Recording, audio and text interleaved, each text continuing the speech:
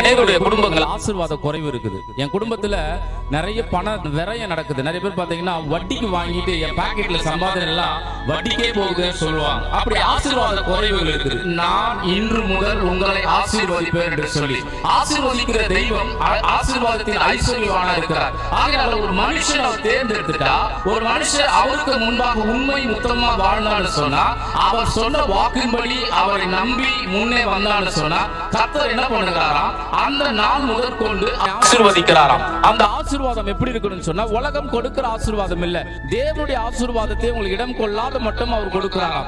ஆசீர்வாதமே இல்லைங்க. எங்களுடைய குடும்பத்தை எப்போ பார்த்தாலும் எங்களுடைய வாழ்க்கையில ஒரு நிறைவை எங்களால பார்க்க முடியாது. நீங்க சொல்றீங்களா? ஆண்டவரை நம்பி விசுவாசித்து என் ஆண்டவர் வசனம் அழகா சொல்லுகிறது, கர்த்தரை நம்புகிறவனே செழிப்பான் என்று சொல்லி உங்களுடைய நம்பிக்கை உங்களுடைய கிறிஸ்துவின் மேல் இருக்குமானால் உங்களுடைய ஆசீர்வாதம் மேலோங்கி இருக்கும். ஒரு நாளும் அந்த ஆசீர்வாதம்